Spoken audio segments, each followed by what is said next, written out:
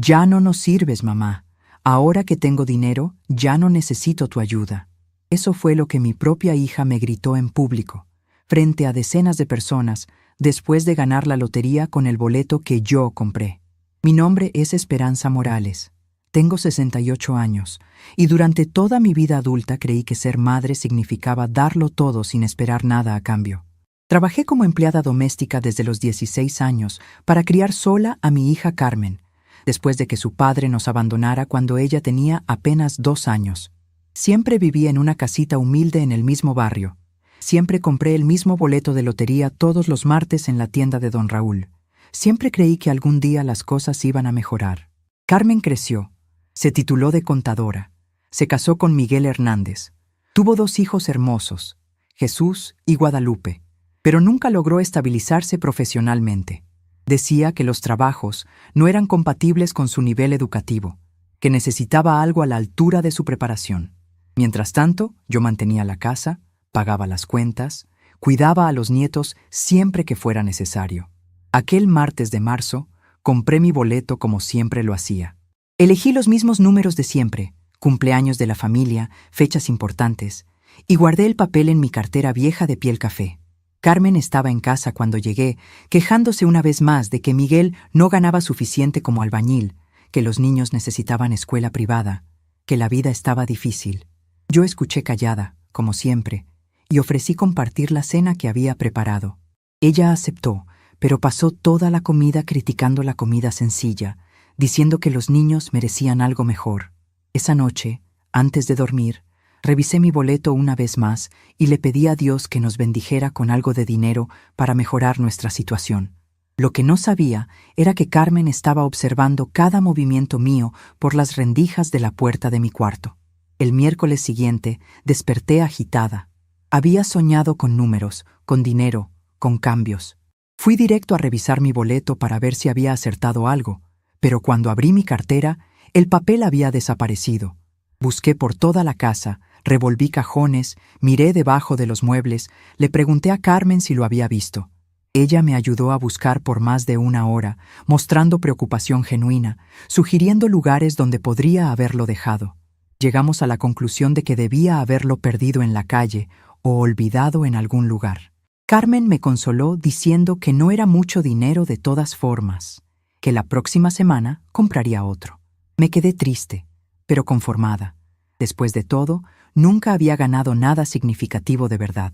Por la noche, descubrí en el periódico que alguien de nuestra ciudad había ganado 1.700.000 pesos en la lotería con los números sorteados el martes anterior.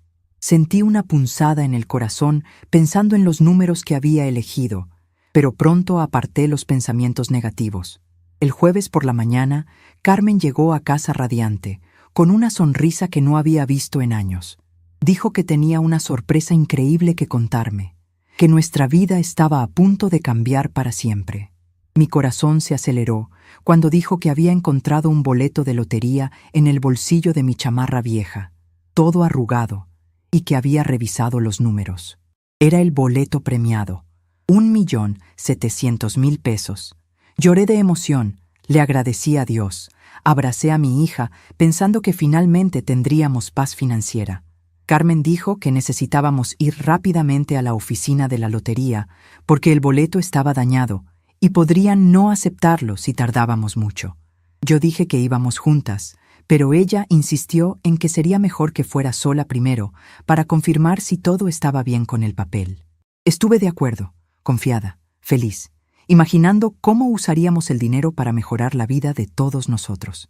Carmen regresó de la oficina de la lotería al final de la tarde con una expresión extraña en el rostro. Dijo que había logrado cobrar el premio, pero que el proceso había sido complicado. Le pregunté sobre los documentos, sobre cómo había conseguido retirar sin mi presencia, y ella explicó que como el boleto estaba a nombre de quien lo presentara, no había problema. Algo me molestó de esa explicación, pero traté de alejar las dudas. Dijo que el dinero estaba seguro en su cuenta y que hablaríamos sobre cómo dividirlo. Esa noche hice planes. Pagaría la casa, compraría un carro pequeño, guardaría una parte para los nietos. Tal vez viajaría para conocer el mar.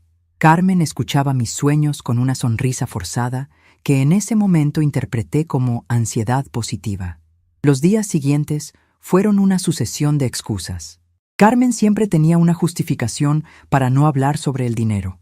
Decía que estaba organizando inversiones, estudiando las mejores opciones, consultando especialistas. Mientras tanto, comenzó a aparecer en casa con ropa cara, hablando de departamentos para rentar en colonias elegantes, mencionando escuela privada para los niños. Cuando preguntaba sobre cuándo hablaríamos de nuestra nueva vida, ella respondía vagamente que era mejor no tocar el dinero de inmediato. Una semana después, Carmen llegó a casa para buscar algo de ropa de los niños y anunció que había rentado un departamento temporal más cerca del centro. Sería solo hasta encontrar algo definitivo para comprar. Le pregunté cuándo me mudaría yo también, y ella puso una cara extraña. Dijo que era mejor que yo siguiera en mi casa por el momento, que cambios drásticos podrían no ser buenos para una persona de mi edad. Sentí como si me hubieran dado una bofetada invisible. Durante toda mi vida, cada peso que gané lo compartí con ella. Cuando era pequeña y tenía fiebre, me quedaba despierta toda la noche. Cuando necesitó uniformes escolares, trabajé horas extra. Cuando se casó, gasté mis ahorros en su boda. Cuando nacieron los nietos, dejé mi trabajo de medio tiempo para cuidarlos gratis. Y ahora que finalmente teníamos dinero, mi boleto, mi suerte, yo ya no era parte de los planes. Pero aún así traté de entender. Me dije que Carmen estaba emocionada, que necesitaba tiempo para organizarse, que pronto hablaríamos con calma. Durante 2 semanas más, continué mi rutina normal. Levantarme temprano, hacer el desayuno, limpiar casas ajenas, regresar cansada, preparar la cena para una casa vacía. Carmen venía de vez en cuando para buscar cosas, siempre con prisa, siempre con el teléfono en la mano hablando de apartamentos, muebles, escuelas. Una tarde, mientras limpiaba la casa de la señora Dolores, una mujer mayor que siempre me trataba con cariño, me preguntó por qué me veía tan triste. Sin poder contenerme, le conté toda la historia. Ella me escuchó en silencio, moviendo la cabeza con desaprobación. Al final, me dijo algo que se me quedó grabado. Esperanza, mija, cuando alguien te trata como si fueras invisible, es porque quiere que desaparezcas de su vida. Tu hija está disfrutando su nuevo dinero sin ti, porque así lo planeó desde el principio. Sus palabras me dolieron más de lo que imaginaba, pero tenían sentido. Carmen no me había incluido en los planes porque no quería incluirme. Yo no era parte de su nueva vida próspera. Era un recordatorio de la vida pobre que quería dejar atrás. Esa noche, decidí ir a visitarla al departamento nuevo. Tomé el camión hasta la colonia elegante donde ahora vivía y toqué el timbre. Carmen abrió la puerta con una expresión de molestia, como si fuera una vendedora importuna. Le dije que quería hablar sobre nuestros planes, sobre cómo íbamos a usar el dinero para mejorar la vida de toda la familia. Ella suspiró como si fuera una niña pequeña molesta y me hizo pasar. El departamento era hermoso, con muebles nuevos, una televisión enorme, todo lo que siempre habíamos soñado. Los niños corrieron a abrazarme gritando, ¡Abuela!, y yo sentí que al menos ellos todavía me querían. Carmen preparó café y se sentó frente a mí con una expresión seria. «Mamá», dijo, «necesito que entiendas algo. Este dinero va a cambiar nuestras vidas, pero tengo que ser inteligente al usarlo. Los niños necesitan estabilidad, educación, un futuro seguro. No puedo estar manteniendo a todo el mundo, como si yo fuera una carga, como si durante 42 años no hubiera sido yo la que la mantuvo a ella. Le dije que no esperaba que me mantuviera, que solo quería que fuéramos honestas sobre el dinero, que después de todo yo había comprado el boleto. Su expresión cambió completamente. Me miró como si hubiera dicho algo ridículo. «Mamá, tú ya no trabajas tanto como antes. Este dinero necesita ser administrado por alguien joven, que entienda de inversiones, que pueda hacerlo crecer. Tú te gastarías todo en tonterías sentimentales. Tonterías sentimentales.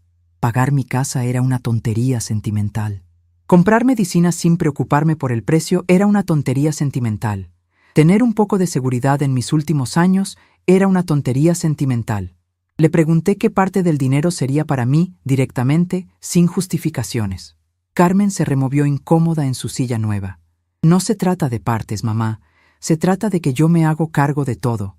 Tú vivirás tranquila en tu casa, yo me aseguraré de que no te falte nada esencial.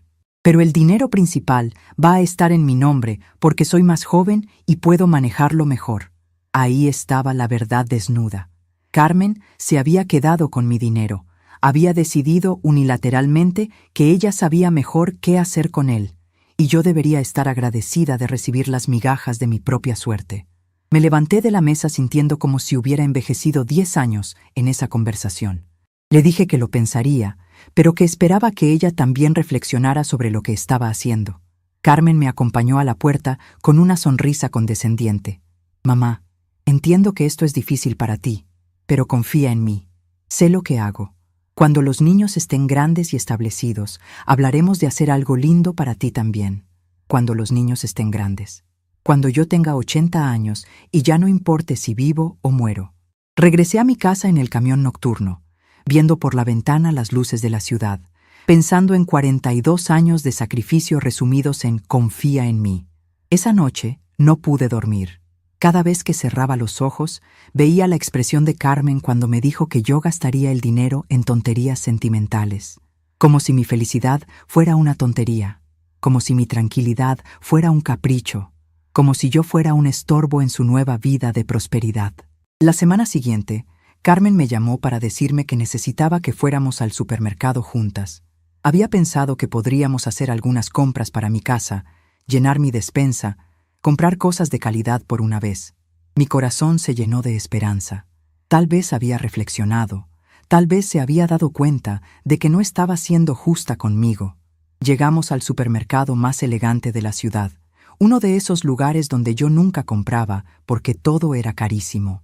Carmen tomó un carrito y comenzó a caminar por los pasillos con confianza, como si siempre hubiera comprado ahí. Yo la seguí, maravillada por la variedad de productos, por lo bien surtido que estaba todo. Carmen comenzó a meter cosas en el carrito: jamón importado, quesos finos, vino, chocolate suizo, frutas que yo ni sabía que existían. Yo sonreía, pensando que finalmente podría probar esas cosas que siempre había visto en las revistas. Después fuimos al área de productos para el hogar, donde Carmen eligió detergentes caros, suavizante de ropa de marca, productos de limpieza que costaban el triple de los que yo usaba. Cuando llegamos a la caja, el total era de más de 3,000 pesos, una cantidad que yo no había gastado en supermercado en todo el año anterior. Carmen sacó su tarjeta nueva y pagó sin pestañear. Yo esperé a que me diera las bolsas, pero ella tomó el carrito y comenzó a caminar hacia la salida. ¿A dónde vas?, le pregunté confundida. A mi carro, respondió sin voltear. Todo esto es para mi casa. Me quedé parada en la entrada del supermercado, sintiendo cómo la sangre se me subía a la cabeza. Pero dijiste que haríamos compras para mi casa. Carmen se volteó con una expresión de fastidio. Mamá, yo dije que haríamos compras. Nunca dije que serían para ti. Tú viniste porque necesitaba que me ayudaras a cargar las cosas pesadas. La humillación fue tan intensa que sentí como si me hubieran abofeteado públicamente. Ahí estaba yo, una mujer de 68 años que había sido llevada engañada al supermercado más caro de la ciudad para servir como cargadora de mi propia hija. Las personas alrededor comenzaron a darse cuenta de lo que estaba pasando. Una señora mayor me miró con compasión. Una pareja joven murmuró algo entre ellos. Carmen, le dije con voz temblorosa, este dinero era mío. Yo compré ese boleto. Era tuyo, respondió con frialdad. Ahora es mío porque yo fui la que tuvo la inteligencia de cobrarlo antes de que se echara a perder. Si hubiera dependido de ti, hubiéramos perdido todo por tu lentitud. ¿Mi lentitud? No podía creer lo que estaba escuchando. Tú me dijiste que fuera sola a cobrarlo, porque sabía que tú ibas a hacer alguna tontería, que ibas a llorar en la oficina o algo así. Yo manejé la situación como adulta. Las lágrimas comenzaron a brotar sin control. No lágrimas de tristeza, sino de rabia, de humillación, de increíble traición. Carmen, soy tu madre. Todo lo que tengo te lo di siempre. ¿Cómo puedes tratarme así? Exacto, mamá. Eres mi madre, no mi socia comercial. Las madres dan sin esperar nada a cambio, ¿no es así? Eso es lo que tú siempre me dijiste. Carmen salió del supermercado dejándome ahí humillada, con las personas mirando y cuchicheando. Me quedé parada en medio del pasillo, cargando mi bolsa con mis pocas compras baratas, sintiendo como si me hubieran golpeado. Pero cuando llegué a casa, algo había cambiado en mí. Ya no era dolor, era coraje. Un coraje frío, calculado. Carmen me había subestimado. Pensó que yo iba a aceptar callada, como siempre hice toda la vida, que iba a tragarme la humillación y seguir siendo la mamá buenita que perdona todo. Estaba equivocada. Ese día comencé a planear mi justicia. No con gritos o escándalos, sino con pruebas, con documentos, con la verdad. Porque si ella quería jugar sucio, iba a descubrir que una madre traicionada también sabe jugar. Y cuando juega, juega para ganar. No iba a ser más la madre ingenua que acepta cualquier cosa. Iba a ser la mujer inteligente que siempre fui, pero que había escondido detrás de tanto amor ciego. El lunes siguiente al enfrentamiento en el supermercado, en lugar de ir directo al trabajo, hice una parada estratégica. Regresé a la tienda de don Raúl, donde había comprado el boleto. Él estaba abriendo cuando llegué y me saludó alegremente, diciendo que había oído que tuve suerte en la lotería. El estómago se me revolvió cuando me di cuenta de que la noticia ya se había esparcido por el barrio, pero de forma distorsionada. Le expliqué mi situación sin entrar en detalles íntimos. Dije solamente que necesitaba probar que había comprado el boleto ahí ese día específico. Don Raúl confirmó que se acordaba de mí, dijo que yo siempre compraba boleto los martes, siempre a la misma hora, siempre tan puntual. Le pregunté si tenía cámaras de seguridad y él dijo que sí, y que las grabaciones se quedaban almacenadas por 2 meses. Mi corazón se aceleró. Todavía estaba a tiempo, pues habían pasado cerca de 6 semanas desde que compré el boleto. Él me ayudó a guardar la grabación en una memoria USB, donde aparecía claramente yo comprando el boleto el martes, a la hora exacta, con los números que siempre elegía. Armada con la primera prueba, fui a la oficina de la lotería donde Carmen dijo haber cobrado el premio. Hablé con un gerente y le expliqué que había inconsistencias en el proceso de cobro de un premio que debería ser mío. Él me pidió detalles y, después de consultar el sistema, regresó con una expresión preocupada. Dijo que había algo extraño en el proceso y sugirió que buscara un abogado, pues el caso podría necesitar investigación oficial. Busqué al licenciado Antonio Vázquez, un abogado que hacía trabajos para la oficina donde yo trabajaba como empleada doméstica.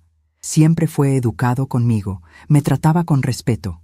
Cuando le conté toda la historia y le mostré la grabación de la tienda, me escuchó en silencio, tomando notas. Dijo que era un caso serio de apropiación indebida calificada, que Carmen podría haber cometido un delito. Aún después de todo lo que me había hecho, todavía me dolía pensar en ella enfrentando consecuencias legales. Pero el licenciado Antonio me explicó que los delitos financieros tienen consecuencias y que si yo decidía proceder, podría no tener control sobre lo que pasaría después. Tomé mi decisión. Carmen me había robado, humillado, abandonado. No podía dejar que esto pasara. El licenciado Antonio inició el proceso inmediatamente. Solicitó acceso a las grabaciones de la oficina de lotería, a las cámaras de seguridad, a los documentos de cobro. Después, presentó una denuncia penal contra Carmen. 2 semanas después de iniciar el proceso, llegó la citación para que ella se presentara en el Ministerio Público para dar explicaciones sobre el cobro del boleto premiado. Esa noche, mi teléfono sonó. Era Carmen, furiosa, preguntando qué payasada era esa, diciendo que había recibido una citación de la policía. Le respondí tranquilamente que ella me había robado y que yo no me iba a quedar callada. Ella dijo que no había robado nada, que había salvado el boleto. Le respondí que sería fácil probar eso en el Ministerio Público. Carmen gritó preguntando si me había vuelto loca, si iba a meter a mi propia hija a la cárcel. La ironía era increíble. Ella que me había robado, abandonado, humillado, y ahora yo era la malvada. 2 horas después de la llamada, Carmen estaba tocando el timbre de mi casa. Abrí la puerta y casi no la reconocí. Estaba desarreglada, llorosa, desesperada, muy diferente de la mujer arrogante que me encontró en el supermercado. Dijo que quería hablar con calma, que podía dividir el dinero conmigo, mitad y mitad. Mitad y mitad. El dinero que era 100% mío, me lo estaba ofreciendo como si fuera un favor. Le respondí que ya era demasiado tarde. Ella comenzó a llorar, pero eran lágrimas de desesperación, no de arrepentimiento. Dijo que si no retiraba la denuncia, ella se iría de la ciudad y yo me quedaría sin ver a los niños para siempre. Chantaje. Hasta en el fondo del pozo, todavía trataba de manipularme. La miré, a esta mujer que yo crié, que mamó de mi pecho, que durmió en mis brazos, que yo protegí de todo, y vi a una extraña. Le dije que no se trataba de dinero, se trataba de respeto, de dignidad, de tratarme como ser humano, no como esclava. Fue entonces que Carmen mostró su verdadera cara. Dijo que nunca me había respetado realmente, porque yo siempre fui una perdedora, siempre me conformé con poco, siempre acepté que me pisotearan. Me preguntó si yo creía que merecía ese dinero, si iba a hacer qué con él, comprar una estufa nueva, remodelar mi casita ridícula, que por lo menos ella estaba haciendo algo productivo, invirtiendo en el futuro de sus hijos, cosa que yo nunca supe hacer. Le respondí que invertí en su futuro toda la vida. Trabajé como una esclava para que ella tuviera educación. Y mira en qué resultó. Ella seguía siendo una malagradecida. Carmen entonces dijo, con todo el veneno que siempre guardó, que siempre tuvo vergüenza de mí, vergüenza de que yo apareciera en su escuela con ropa de pobre, vergüenza de que yo trabajara como empleada doméstica, vergüenza de vivir en nuestro barrio. Cada palabra era una liberación. Liberación de dejar de amarla ciegamente. Le agradecí por ser honesta y le dije que tenía razón. Yo había criado a una hija malagradecida y ladrona. Ella salió dando un portazo y 2 horas después me mandó un mensaje diciendo que me iba a arrepentir. Pero por primera vez en muchos años no sentí miedo. Sentí algo que había olvidado que existía. Sentí mi propia fuerza. Carmen había cometido un error fatal al subestimarme. Había olvidado que yo sobreviví 42 años criándola sola, trabajando en casas ajenas, aguantando humillaciones, pero siempre saliendo adelante. Ahora iba a descubrir que la mujer callada que siempre conoció tenía garras y que cuando alguien toca lo suyo, esas garras saben apretar. El proceso legal duró 3 meses. 3 meses de audiencias, documentos, peritajes. Con las pruebas que teníamos, el caso fue relativamente sencillo. Las cámaras de la tienda de don Raúl mostraban claramente a mí comprando el boleto.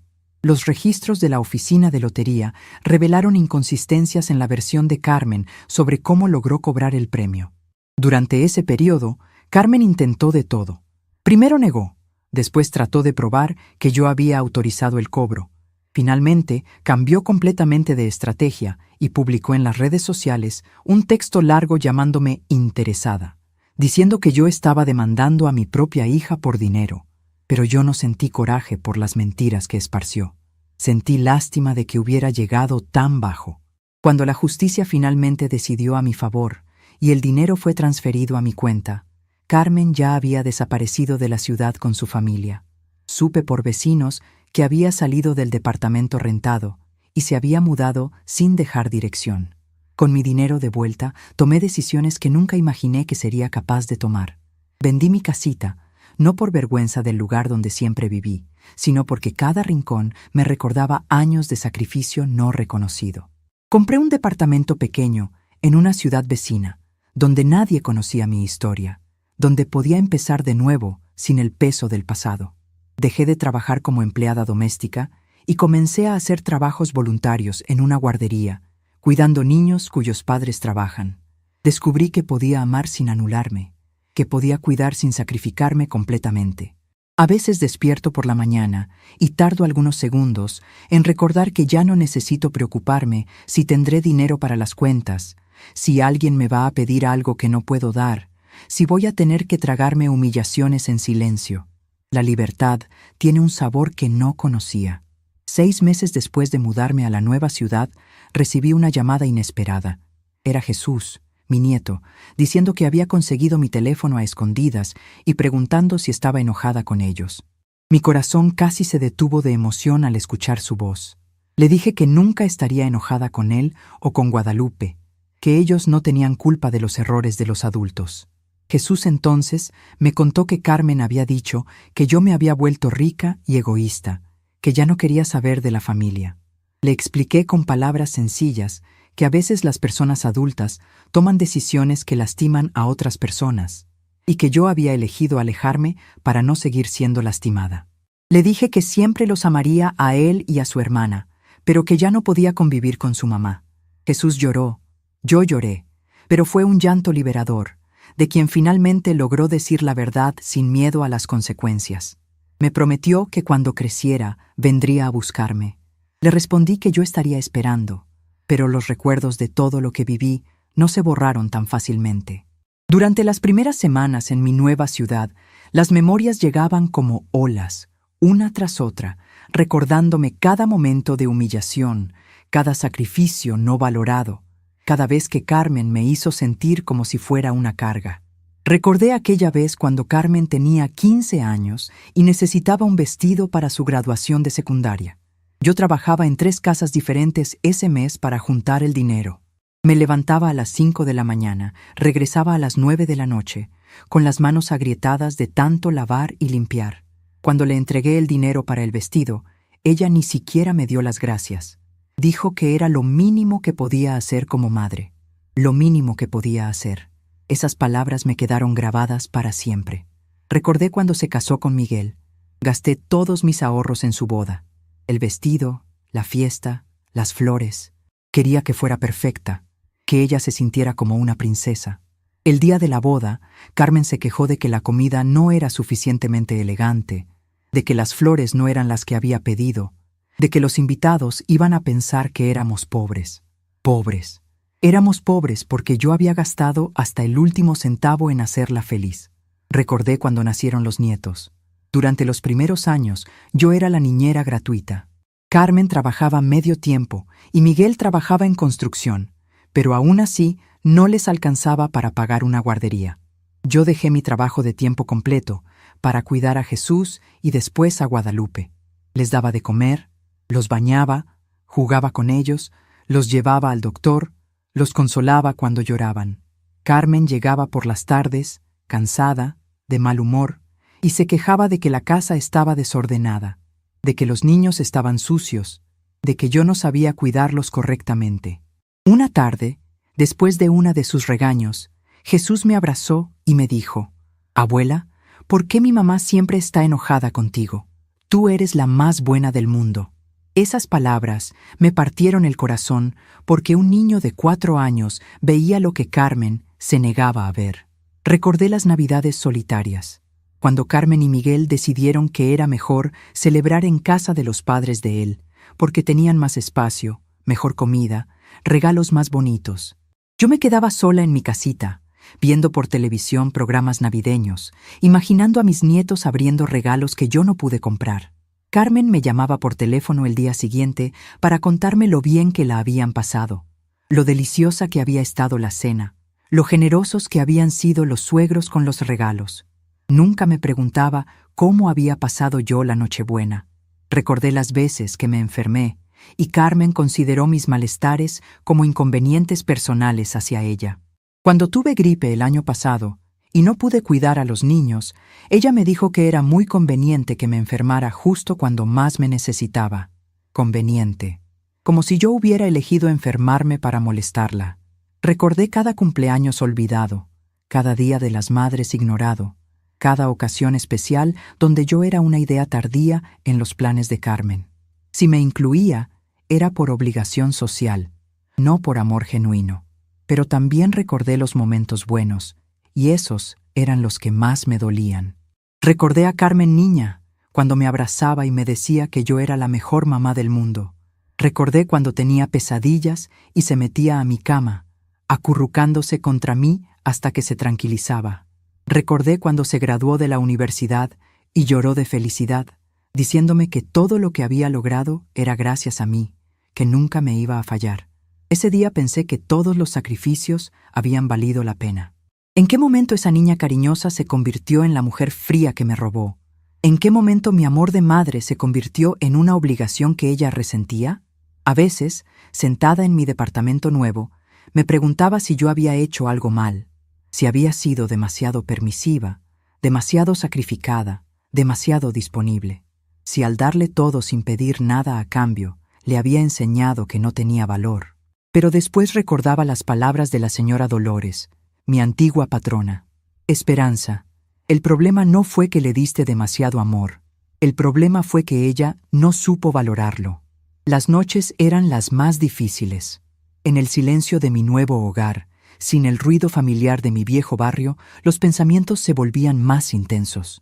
Me despertaba a las 3 de la mañana pensando en Jesús y Guadalupe, preguntándome qué les estaría diciendo Carmen sobre mí.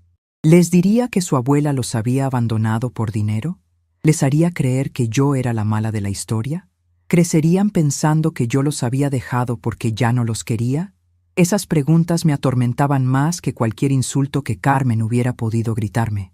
Una noche no pude más y decidí escribir una carta, no para enviarla, sino para sacar todo lo que llevaba adentro, para poner en palabras el dolor y la confusión que sentía. Querida Carmen, escribí, no entiendo en qué momento dejé de ser tu madre para convertirme en tu enemiga.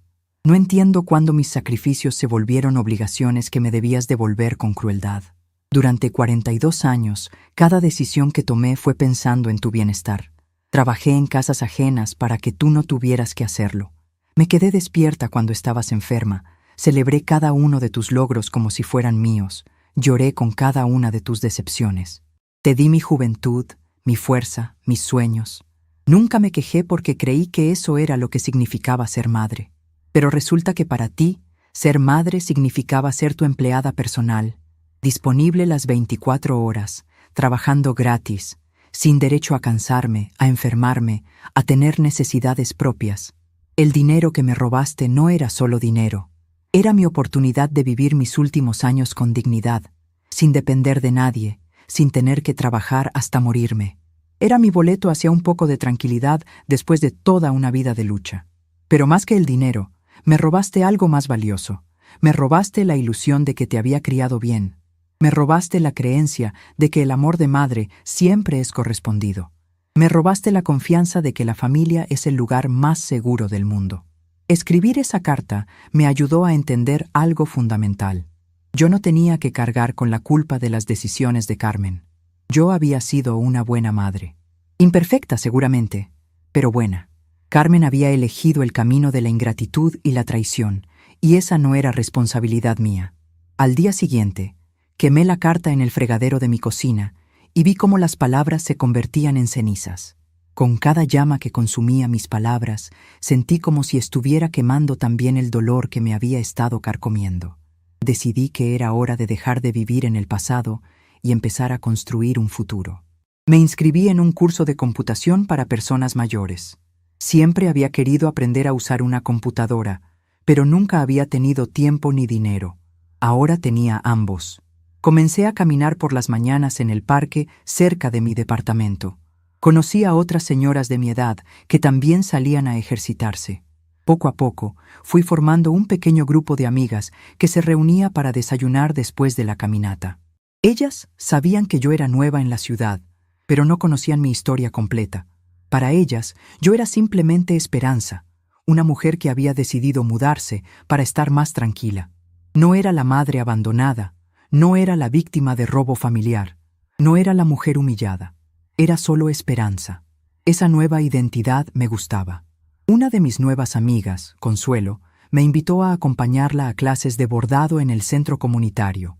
«Te va a gustar», me dijo. «Es muy relajante y las señoras son muy buena onda». Al principio dudé. Había pasado tantos años trabajando con las manos que la idea de hacer algo creativo me parecía extraña, pero decidí intentarlo.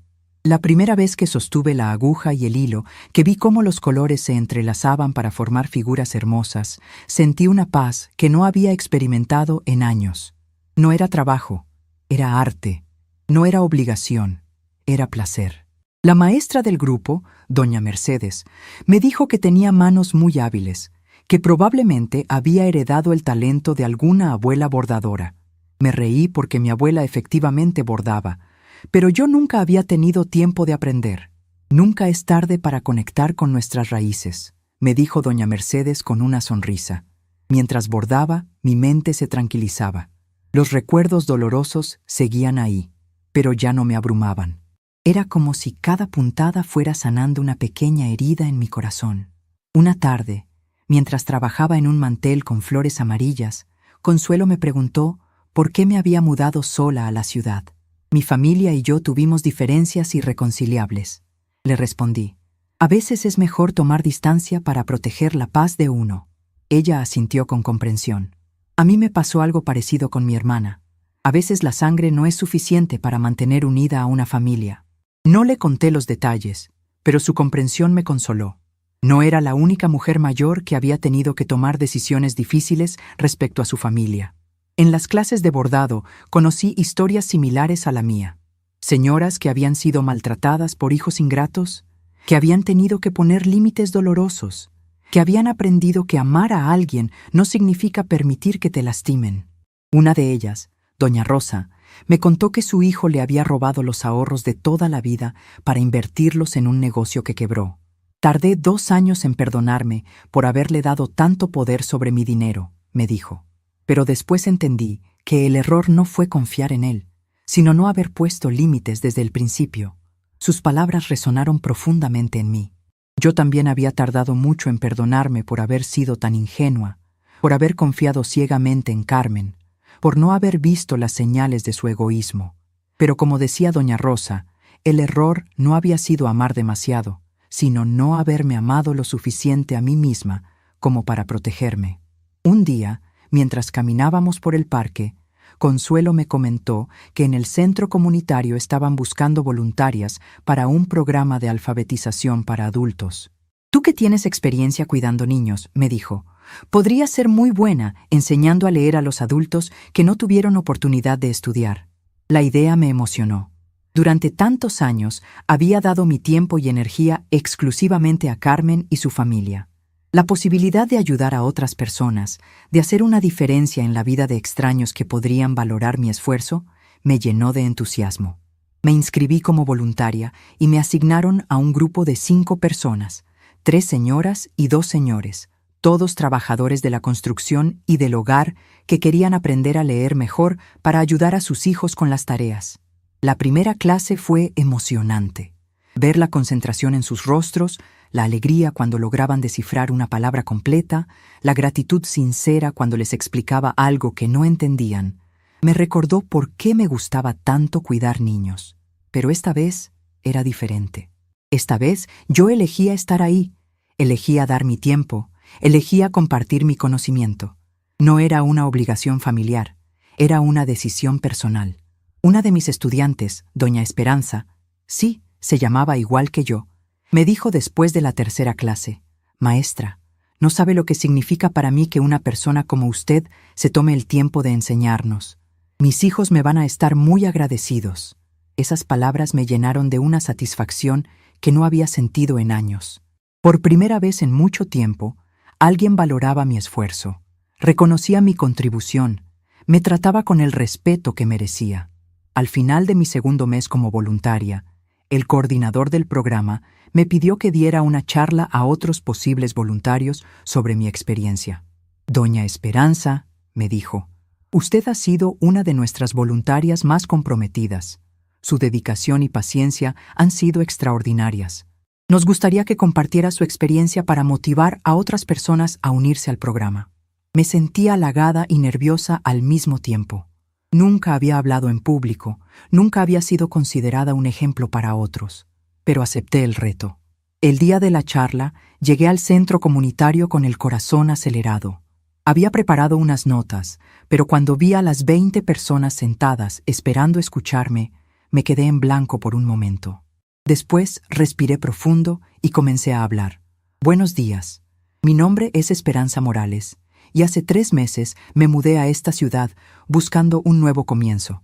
Durante muchos años dediqué mi vida entera a cuidar a mi familia, trabajando sin descanso para asegurar su bienestar. Cuando llegué aquí, pensé que ya no tenía nada que ofrecer al mundo. Pensé que mi tiempo de ser útil había terminado. Pero descubrí algo maravilloso. Nunca es tarde para encontrar nuevas formas de hacer una diferencia en la vida de otros. En este programa de alfabetización, no solo estoy enseñando a leer, estoy aprendiendo que mi experiencia tiene valor, que mi paciencia es un regalo, que mi tiempo bien empleado puede cambiar la vida de personas que realmente lo aprecian. Si ustedes están aquí, considerando ser voluntarios, les aseguro que van a recibir mucho más de lo que den.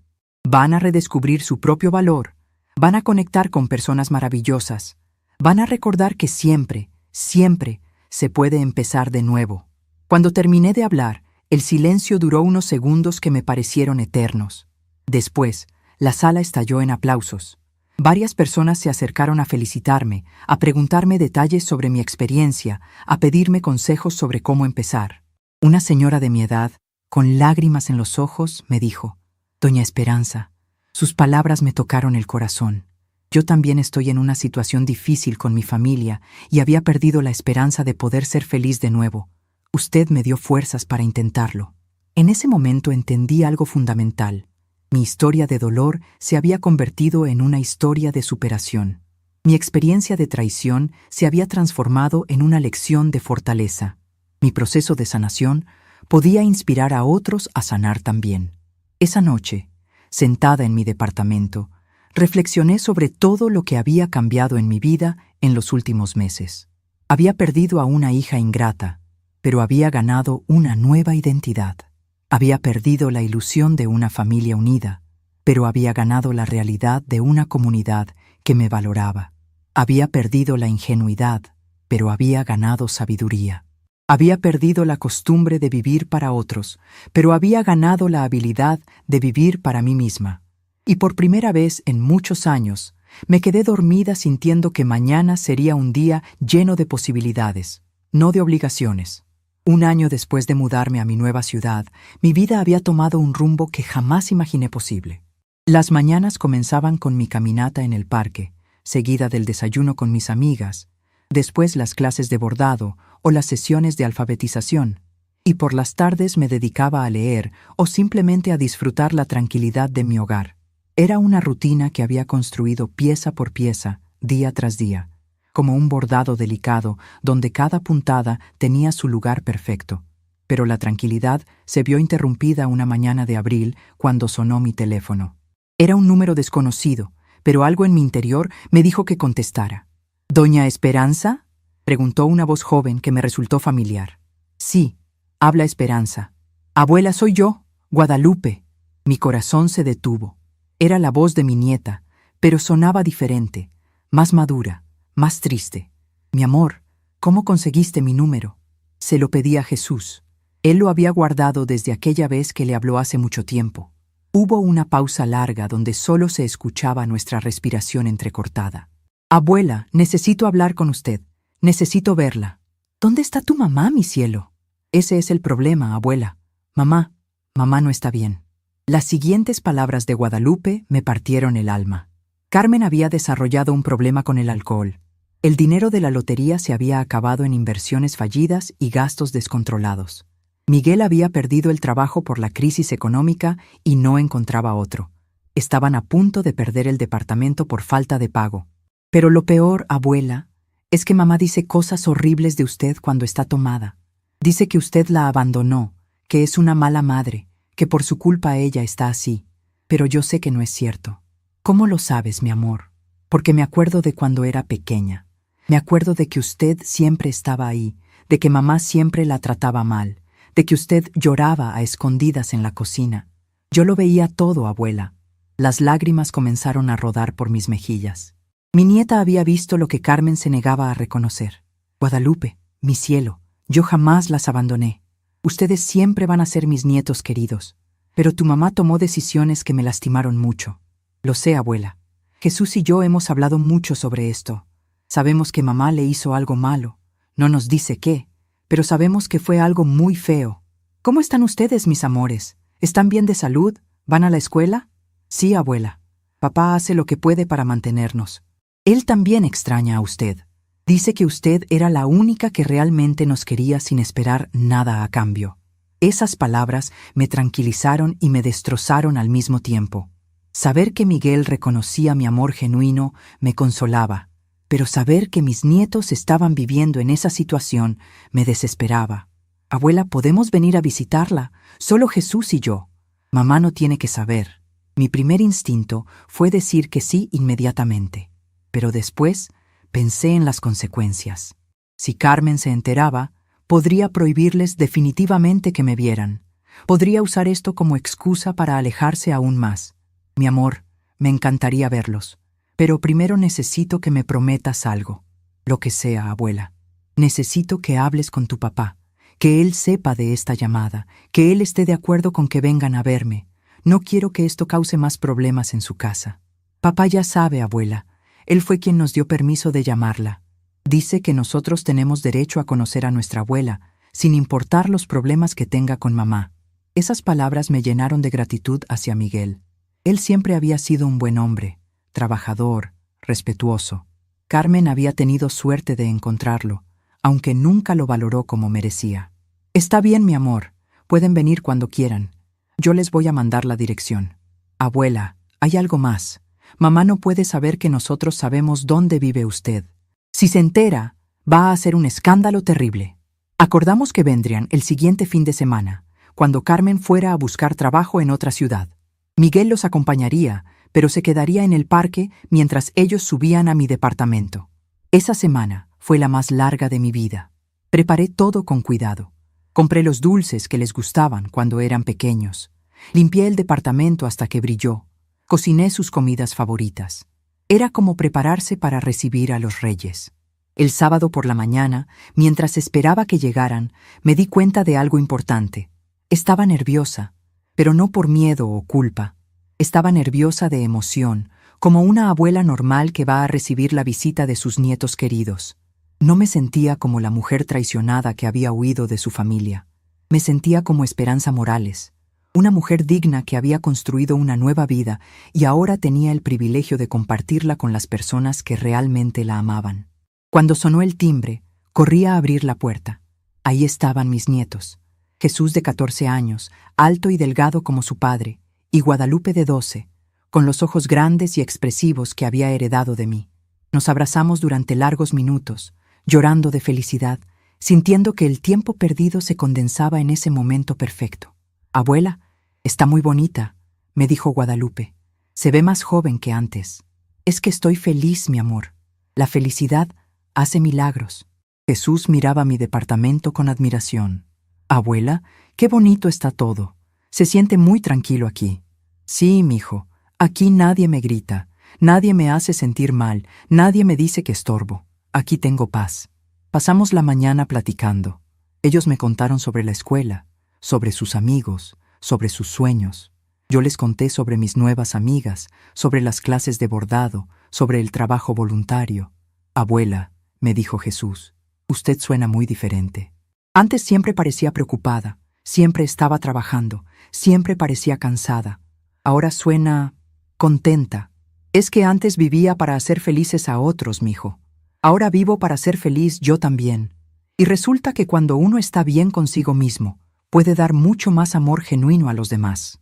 Guadalupe me preguntó directamente, Abuela, ¿qué fue lo que hizo mamá que la lastimó tanto? La miré a los ojos y decidí que merecían saber la verdad, adaptada a su edad. Su mamá se quedó con algo que era mío, algo muy importante que yo había ganado con mucho esfuerzo. Pero más que eso, me trató como si yo no valiera nada, como si todos mis años de sacrificio por ella no significaran nada. ¿El dinero de la lotería?, preguntó Jesús directamente. Me sorprendió que lo supieran. ¿Cómo sabes de eso? Porque mamá siempre dice que usted se enojó porque ella ganó la lotería y usted no. Pero nosotros nunca le creímos esa versión. Sabíamos que tenía que haber algo más. Les expliqué la historia real, con cuidado, sin cargar demasiado contra su madre, pero siendo honesta sobre lo que había pasado. Cuando terminé, Guadalupe tenía lágrimas en los ojos. Abuela, eso que hizo mamá estuvo muy mal, muy, muy mal. Sí, mi amor, pero ya pasó. Yo recuperé mi dinero, recuperé mi dignidad y, más importante, recuperé mi paz. A veces las cosas malas nos llevan a cosas buenas que nunca hubiéramos descubierto de otra manera. ¿Usted nos perdona por no haberla defendido?, preguntó Jesús con voz quebrada. Mis amores, ustedes eran niños. No era su responsabilidad defenderme de los adultos. Era mi responsabilidad defenderme a mí misma, y eso fue exactamente lo que hice. Comimos juntos, reímos, jugamos cartas, vimos fotos de mi nueva vida. Por unas horas fuimos simplemente una abuela y sus nietos disfrutando de estar juntos. Antes de que se fueran, Guadalupe me dijo algo que me marcó para siempre. Abuela, yo quiero ser como usted cuando sea grande, fuerte, valiente, que no se deje maltratar por nadie. Y yo quiero ser como papá, agregó Jesús, que trabaja duro pero nunca maltrata a las personas que ama. En ese momento entendí que mis nietos habían aprendido las lecciones correctas, a pesar de tener a Carmen como ejemplo. Habían visto el contraste entre el amor manipulador y el amor genuino, y habían elegido el camino correcto. Cuando se fueron, me quedé sentada en mi sala, sintiendo una mezcla de alegría y melancolía. Ver a mis nietos me había llenado de felicidad, pero también me había recordado todo lo que había perdido por culpa de las decisiones de Carmen.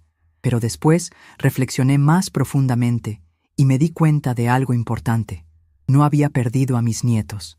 Ellos me amaban, me respetaban, me extrañaban. Carmen no había podido destruir esa relación porque estaba basada en amor real, no en manipulación. Durante las siguientes semanas, Guadalupe me llamaba cada 3 días para contarme sobre su día, para pedirme consejos, para simplemente escuchar mi voz. Jesús me mandaba mensajes preguntando cómo estaba, contándome sobre sus calificaciones, compartiendo conmigo sus planes para el futuro. A través de ellos, supe que la situación en casa de Carmen seguía empeorando. Habían tenido que mudarse a un departamento más pequeño. Carmen bebía más frecuentemente. Miguel trabajaba en lo que encontraba, pero el dinero nunca alcanzaba. Una tarde, Guadalupe me llamó llorando. Abuela, mamá se puso muy mal anoche. Estaba tomada y comenzó a gritar que todo era culpa suya, que por su culpa estamos pobres, que si usted no hubiera sido tan vengativa, todavía tendríamos dinero. ¿Qué le respondieron? Jesús le dijo que dejara de culparla a usted, que los problemas que tenemos son por las decisiones que ella tomó. Mamá se enojó mucho y le gritó que no tenía derecho a juzgarla. ¿Cómo se siente tu papá con todo esto? Papá está muy cansado, abuela. Trabaja todo el día y llega a casa a encontrar a mamá borracha y a nosotros preocupados. A veces lo veo llorar cuando cree que no lo vemos. Mi corazón se partía por Miguel. Él no se merecía esa situación. Era un buen hombre que había sido arrastrado a las consecuencias de las malas decisiones de Carmen. Guadalupe, necesito que tu papá sepa que si alguna vez ustedes necesitan algo urgente, pueden contar conmigo. No para resolver todos los problemas, pero sí para las emergencias reales. Se lo voy a decir, abuela. Creo que él va a estar muy agradecido de saber eso. Esa noche no pude dormir. No porque me sintiera culpable por la situación de Carmen, esas eran las consecuencias de sus propias decisiones, sino porque me dolía que mis nietos estuvieran viviendo en ese ambiente tóxico. Pero después recordé algo que había aprendido en mi trabajo voluntario. No puedes salvar a las personas de sí mismas. Solo puedes estar disponible para apoyar cuando realmente quieren cambiar. Carmen había tenido 1.700.000 pesos y la oportunidad de cambiar su vida y la de su familia para siempre. En lugar de usarlo sabiamente, lo había gastado en impresionar a otros, en comprar cosas innecesarias, en inversiones sin sentido. Eso no era culpa mía. Era el resultado de una personalidad que nunca había aprendido el valor real de las cosas. Un mes después de la visita de mis nietos, recibí una llamada inesperada. Era Miguel. Doña Esperanza, necesito hablar con usted. Su voz sonaba cansada, derrotada. Dime, Miguel, ¿cómo estás? Muy mal, para ser honesto. Carmen está cada vez peor. Los niños están sufriendo mucho. Yo no sé qué hacer. ¿Qué necesitas de mí, hijo? Necesito su consejo. Estoy pensando en separarme de Carmen, pero me da miedo que ella use a los niños para vengarse. Usted la conoce mejor que nadie. ¿Cree que sería capaz de lastimar a Jesús y Guadalupe solo por hacerme daño?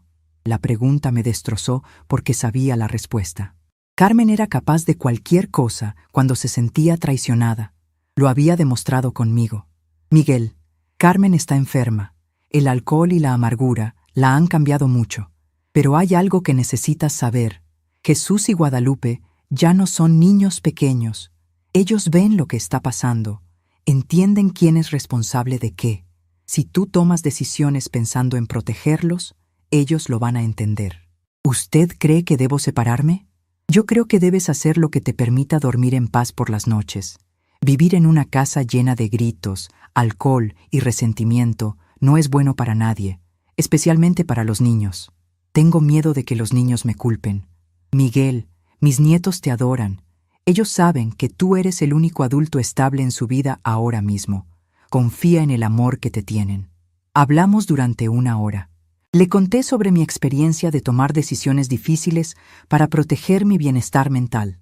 Le hablé sobre la importancia de poner límites, incluso con la familia. Al final de la conversación, Miguel me dijo algo que me tranquilizó.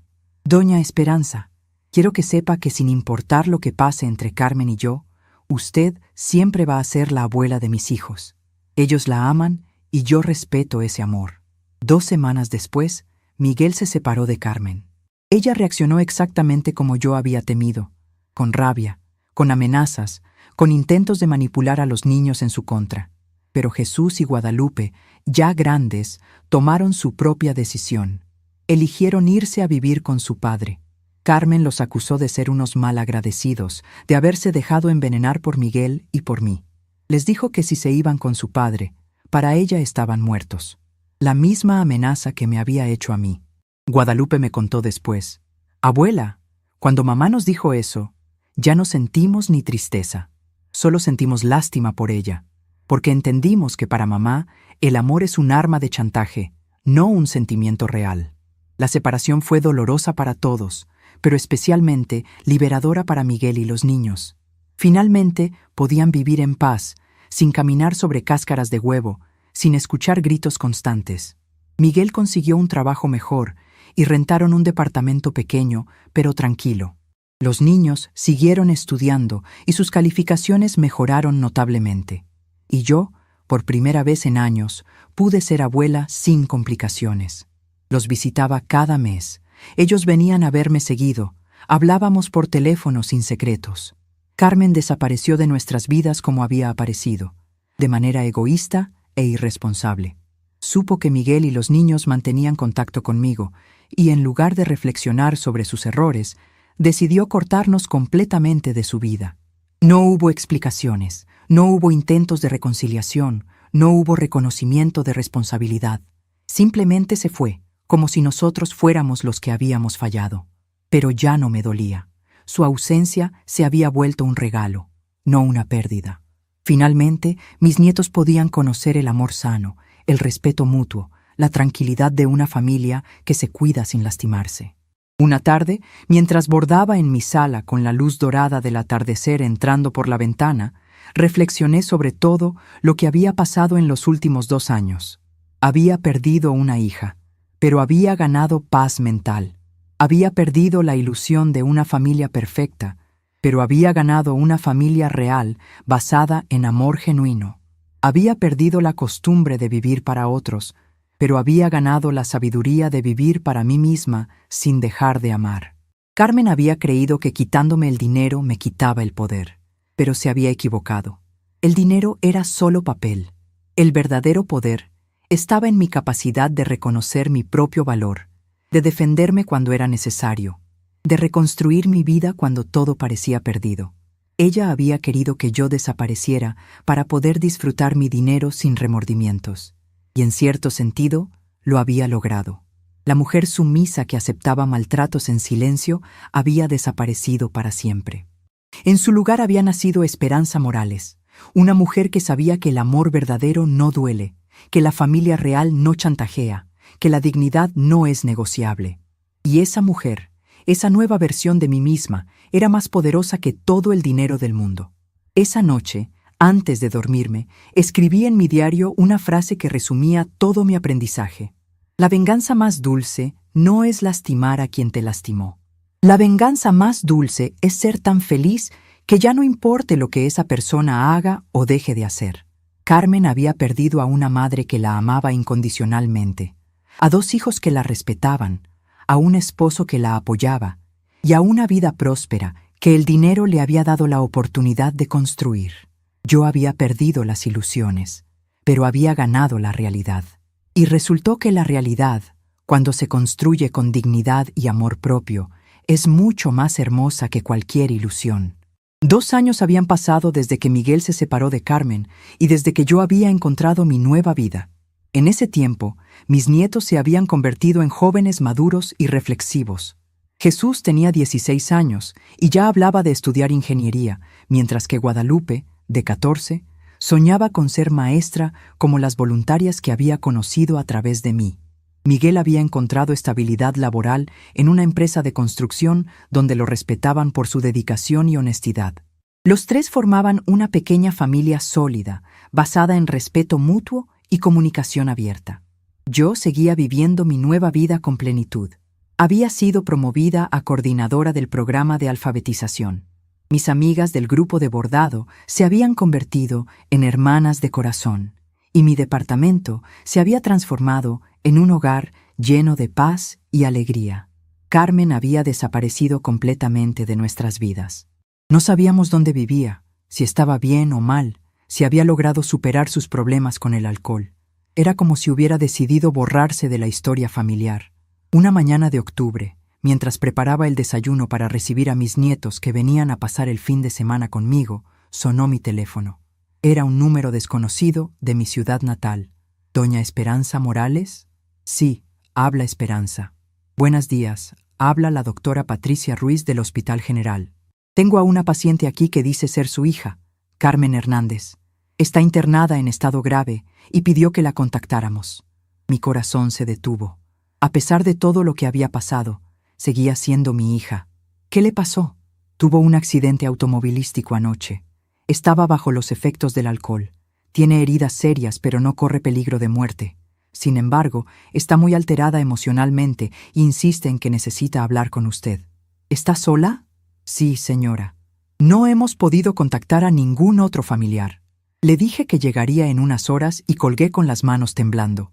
No era miedo lo que sentía, sino una mezcla compleja de emociones: compasión, tristeza y, sorprendentemente, tranquilidad. Llamé a Miguel para contarle lo que había pasado. Doña Esperanza, ¿quiere que la acompañemos? No, Miguel. Creo que esto es algo que necesito enfrentar sola, pero agradezco mucho que me lo ofrezcan. Los niños van a querer saber. Diles la verdad, que su mamá está en el hospital, que no está en peligro, pero que está pasando por un momento muy difícil. ¿Va a ayudarla? Esa pregunta me hizo reflexionar profundamente. 2 años atrás, mi respuesta habría sido automática. Por supuesto, era mi hija, era mi obligación. Pero ahora tenía que pensarlo conscientemente. Voy a ir a verla, Miguel. Voy a escuchar lo que tenga que decirme. Después decidiremos qué es lo mejor para todos. El viaje en autobús de regreso a mi ciudad natal fue emotivo. Veía los paisajes familiares, los lugares donde había trabajado, donde había criado a Carmen, donde había vivido tantos años de mi vida, pero ya no me sentía nostálgica o triste. Esos lugares eran parte de mi historia, pero ya no definían mi presente. En el hospital, después de hablar con la doctora Ruiz, me dirigí al cuarto de Carmen. La encontré despierta, con vendajes en la cabeza y el brazo derecho, conectada a sueros, con una expresión de dolor que iba más allá de las heridas físicas. Cuando me vio entrar, comenzó a llorar. «Mamá, viniste». «Hola, Carmen. ¿Cómo te sientes?» «Muy mal, mamá. Muy, muy mal». Me senté en la silla junto a su cama, manteniendo una distancia emocional que había aprendido a preservar. «La doctora me dijo que tuviste un accidente». «No fue un accidente, mamá. Yo quería que pasara. Estaba manejando y pensé que si me estrellaba, todo se acabaría». Sus palabras me impactaron, pero no me sorprendieron. Durante los últimos años, a través de comentarios de mis nietos, había entendido que Carmen estaba en una espiral autodestructiva. ¿Por qué querías que se acabara todo? Porque arruiné mi vida, mamá. Arruiné mi matrimonio. Perdí a mis hijos. Perdí todo el dinero. Perdí mi trabajo. Y lo peor de todo, te perdí a ti. Carmen, no me perdiste. Tú me echaste de tu vida. Lo sé, mamá. Lo sé y me duele tanto que no puedo respirar. Lloró durante varios minutos mientras yo la observaba, sintiendo compasión pero también firmeza. Esta conversación había llegado 2 años tarde. Mamá, necesito que me perdones, necesito que me ayudes a recuperar a mis hijos, necesito que todo vuelva a ser como antes. Carmen, algunas cosas no pueden volver a ser como antes. Jesús y Guadalupe están bien donde están. Miguel es un buen padre y ellos están creciendo en un ambiente sano. Pero yo soy su madre. Ser madre es más que dar a luz, Carmen. Es proteger, cuidar, anteponer el bienestar de los hijos al propio. ¿Cuándo fue la última vez que hiciste algo pensando en lo que era mejor para ellos y no para ti? La pregunta la dejó sin palabras porque ambas sabíamos la respuesta. Mamá, estoy enferma, tengo problemas con el alcohol, necesito ayuda. Me da gusto que lo reconozcas. Ese es el primer paso para cambiar. ¿Me vas a ayudar? Te voy a ayudar a conseguir el tratamiento que necesitas. Pero no voy a ayudarte a recuperar una vida que destruiste con tus propias decisiones. ¿Qué significa eso? Significa que puedo apoyarte para que te cures, para que te conviertas en una persona sana. Pero no voy a ayudarte a forzar a tus hijos a regresar contigo. No voy a presionar a Miguel para que vuelva. No voy a fingir que todo lo que pasó no pasó. Carmen se quedó callada por un largo rato. ¿Tú puedes perdonarme algún día? Carmen, yo ya te perdoné hace mucho tiempo. Perderte era la única manera de sanar mi corazón. Pero perdonar no significa olvidar y no significa volver a las relaciones tóxicas de antes. ¿Qué necesito hacer para recuperar a mi familia? No puedes recuperar tu familia, Carmen. Puedes construir una nueva relación con ellos, pero basada en respeto, en reconocimiento de tus errores, en cambios reales de comportamiento. Y eso va a tomar años. ¿Años? Años, Carmen. La confianza se construye gota a gota y se destruye de un golpe. Tú la destruiste completamente. Si realmente quieres repararla, va a ser un proceso largo y vas a tener que demostrar con hechos, no con palabras, que eres una persona diferente. Le expliqué que sus hijos ahora tenían una vida estable y feliz, que habían aprendido a vivir sin el estrés constante de sus arranques de ira y sus problemas con el alcohol. Si realmente los amas, vas a querer que conserven esa paz. Vas a trabajar en ti misma hasta estar segura de que puedes agregarle valor a sus vidas, no quitárselo. ¿Y contigo, mamá? ¿Puedo tener una relación contigo? La miré directamente a los ojos antes de responder. Carmen, durante 42 años yo viví para ti. Te di mi juventud, mi fuerza, mis sueños, mi dinero, mi tiempo. Y tú tomaste todo eso como si fuera tu derecho, como si yo fuera tu empleada personal. Lo sé, mamá. Me doy cuenta ahora. No, Carmen. Te das cuenta ahora porque estás en el fondo del pozo y necesitas ayuda. Pero cuando tenías dinero, cuando tenías opciones, cuando podías elegir, me trataste como basura. Tienes razón. Fui una hija terrible.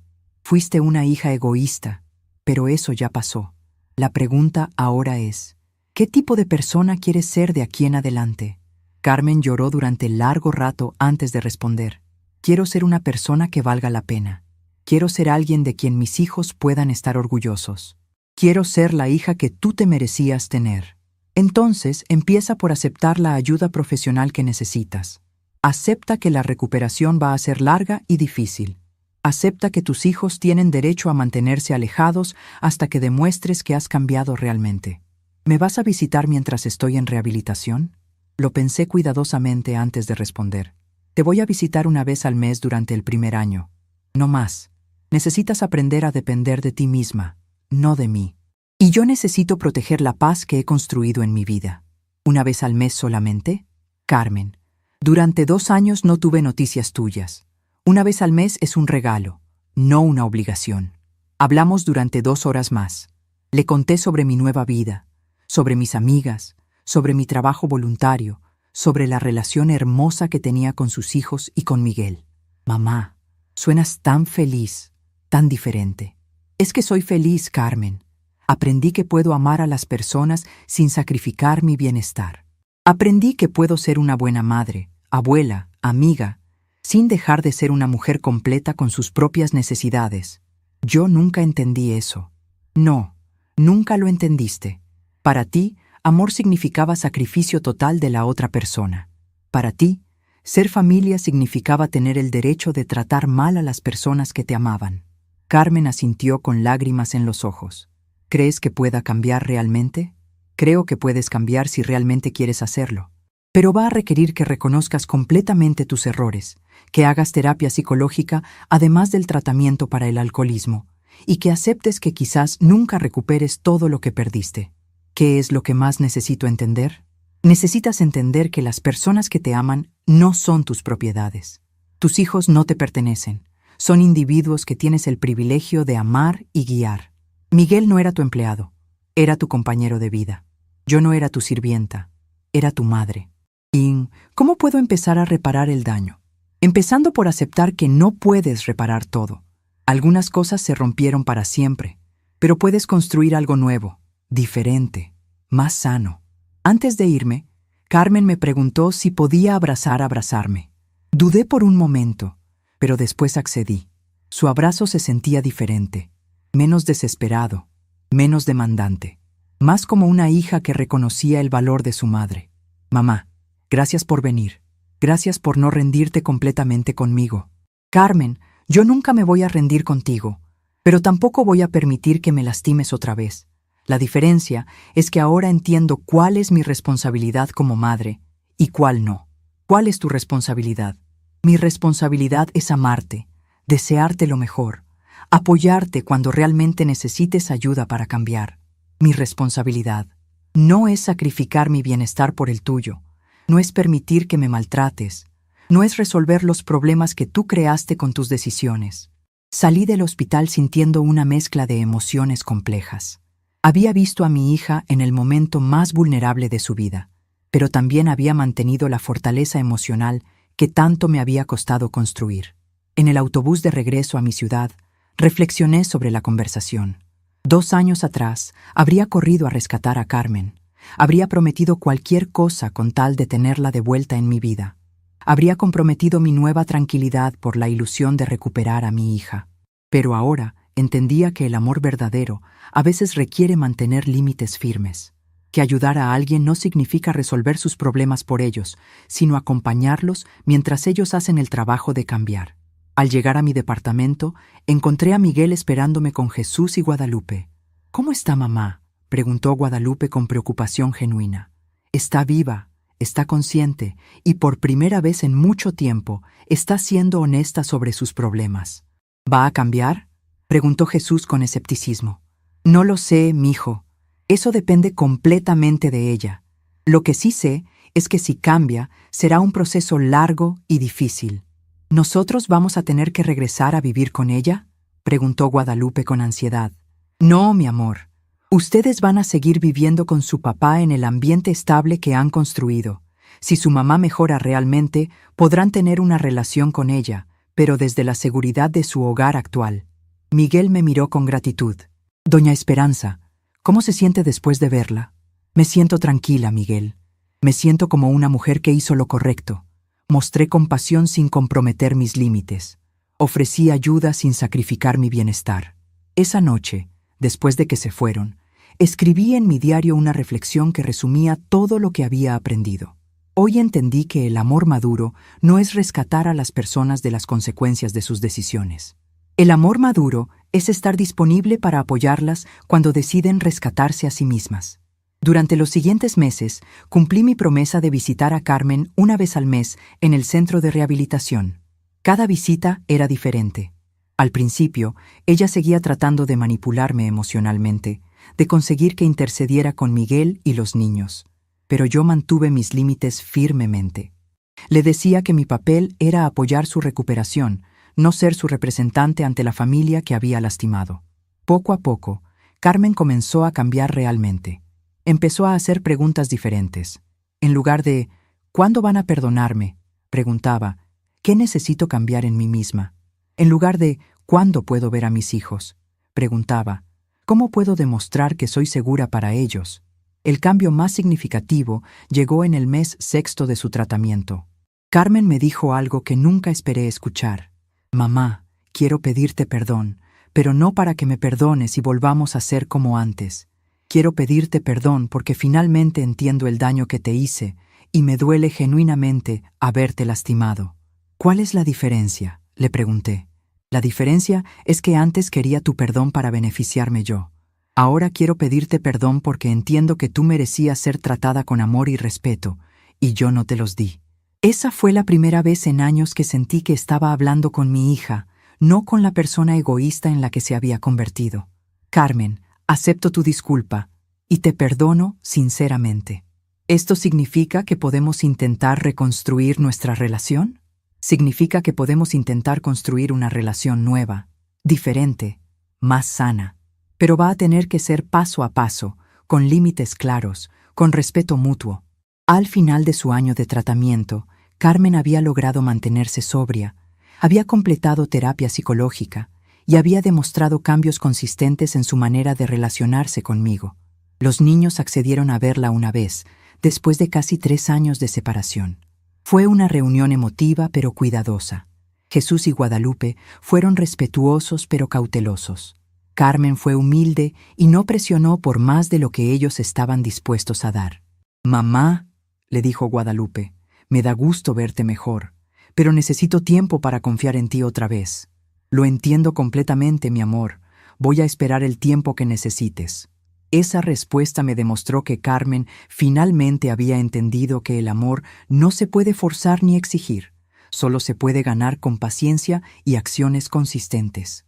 Hoy, 2 años después de su accidente, Carmen vive sola en un departamento pequeño, trabaja como recepcionista en una clínica médica, asiste a reuniones de Alcohólicos Anónimos y está construyendo lentamente una nueva relación con sus hijos. Ve a Jesús y Guadalupe una vez cada 2 semanas, en presencia de Miguel o mía. Los niños han comenzado a relajarse con ella, pero siguen viviendo con su padre y esa estabilidad no se negocia. Conmigo tiene una relación cordial, pero con límites claros. Nos vemos una vez al mes. Hablamos por teléfono cada 15 días. Pero yo nunca me quedo sola con ella por más de unas horas. He aprendido que puedo amar a mi hija sin arriesgar mi bienestar emocional. Lo más hermoso de todo es que mis nietos han aprendido lecciones valiosas de esta experiencia. Han visto que es posible amar a alguien sin permitir que te lastimen.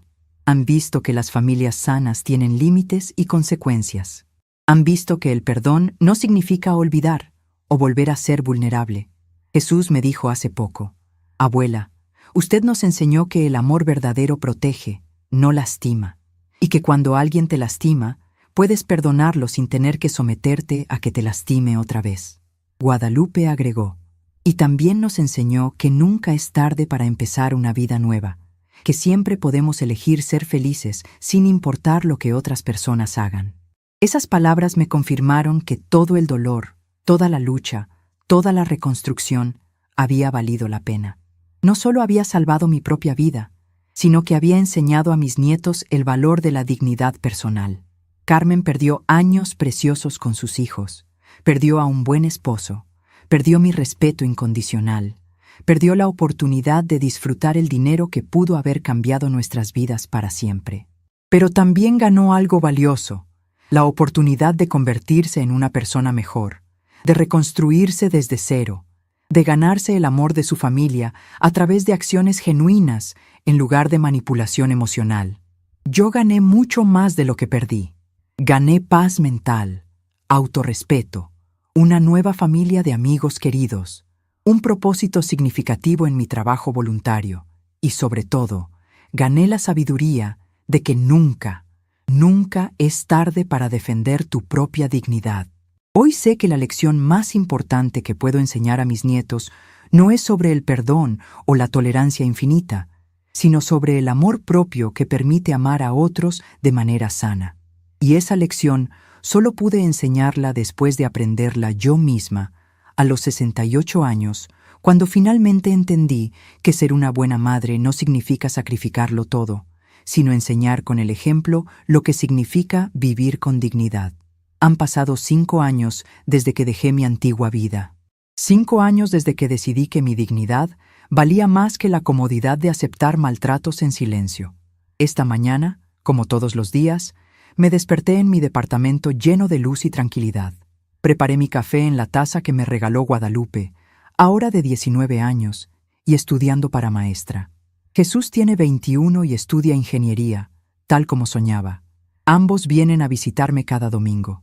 Desayunamos juntos, me cuentan sus planes, sus ilusiones, sus pequeños problemas cotidianos. Es la relación que siempre quise tener con Carmen, pero que nunca pude construir con ella. basada en amor mutuo, respeto y elección libre. Miguel se casó el año pasado con una mujer maravillosa llamada Patricia, que trata a mis nietos como si fueran suyos. Me invitaron a la boda, y bailé con una alegría que no sabía que tenía. Ver a ese buen hombre encontrar el amor que se merecía me llenó de paz. Carmen sigue en recuperación. Llevamos 4 años construyendo una relación nueva, lenta, cuidadosa. Nos vemos una vez al mes. Hablamos por teléfono cada 15 días. Ella entiende ahora que el amor no se exige, se gana día a día con acciones genuinas. Ya no bebo, me dijo la semana pasada. Ya no siento esa rabia todo el tiempo. Estoy aprendiendo a vivir conmigo misma. Me da gusto escucharla, pero ya no vivo pendiente de sus cambios. He aprendido que cada persona es responsable de su propia sanación. En el centro comunitario me nombraron coordinadora general de voluntarios. Mis días están llenos de propósito. Enseño a leer, organizo eventos, coordino proyectos. Las señoras del grupo de bordado se convirtieron en la familia que elegí, en las hermanas que nunca tuve. Ayer, doña Mercedes me dijo: Esperanza, tienes una luz especial. Se nota que eres una mujer que hizo las paces consigo misma. Tiene razón. Hice las paces conmigo misma cuando entendí que amar no significa sufrir, que ser madre no significa anularse, que perdonar no significa volver a ser vulnerable. A veces camino por el parque al atardecer y pienso en la mujer que era hace 5 años, cansada, humillada, viviendo para otros sin vivir para sí misma. Esa mujer merecía dignidad, pero no sabía cómo conseguirla. Ahora sé que la dignidad se defiende con límites claros, con decisiones valientes, con la fortaleza de preferir la soledad sana antes que la compañía tóxica. Carmen quería que yo desapareciera para poder disfrutar su nueva vida sin remordimientos. En cierto sentido, lo logró. La mujer sumisa que aceptaba cualquier maltrato desapareció para siempre. En su lugar nació Esperanza Morales, una mujer que sabe que merece respeto, que elige sus batallas, que vive en sus propios términos. A veces, el mayor recomienzo es el silencio que elegimos mantener. Estamos curiosos para saber hasta dónde esta historia llegó. ¿De dónde están viendo? Comenten abajo.